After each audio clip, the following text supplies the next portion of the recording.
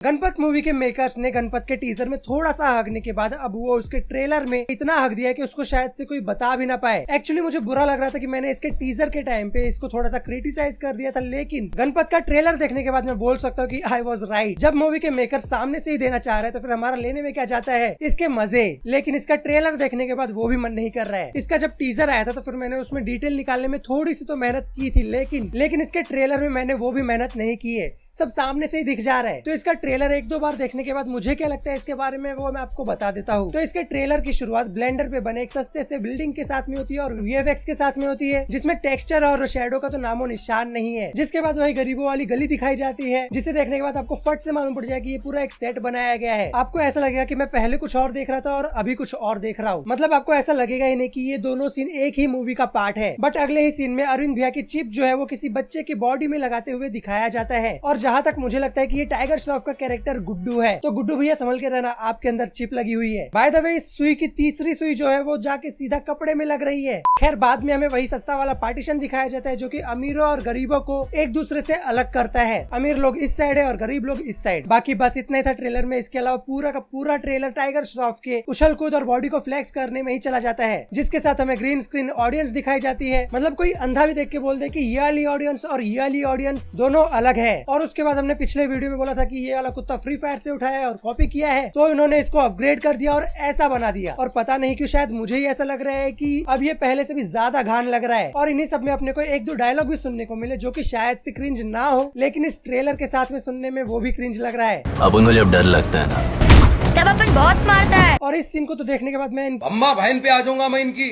इनकी अम्मा बहन पे आ जाऊंगा मैं। मतलब ये तो कंफर्म है कि ये 2070 की हीरोपंती होने वाली है। मैंने गणपत के टीजर के टाइम पे ये बताया था कि उसमें टाइगर श्रॉफ ने कम से कम 6-7 बार उड़ के और उछल के मारपीट की थी। तो वो तो टीजर था, इसके लिए उसमें 6-7 बार था, लेकिन अभी ट्रेलर है तो इसीलिए इसमें कम से कम 14-15 बार इसमें मैंने मदारी का खेल देखा है। अब इसके टीजर और ट्रेलर में इतने सारे ये वाले सीन्स थे, तो फिर सोचो कि इसके मूवी में कितने होंगे। कम से कम 100-200 बार तो होने ही चाहिए, वरना टाइगर भाई मजा नहीं आएगा। तो अब हमने इसके वीएफएक्स की बात कर ली, इसमें टाइगर सर की बात कर ली और उनके डायलॉग्स की भी बात कर ली। लेकिन अब इसका 150-200 करोड़ का बजट है, तो फिर इसका साउंड इफेक्ट और बीजीएम तो अच्छा होगा ही। हमने मान लिया कि ये वीएफएक्स में कच्चे पड़ गए, लेकिन इसका साउंड इफेक्ट और बीजीएम तो अच्छा होना ही चाहिए था। लेकिन नहीं, अभी आप एक सीन देखना जिसको ये लोग इस ट्रेलर का हाईलाइट बनाना चाहते थे, वो देखना और उसका साउंड इफेक्ट सुनना।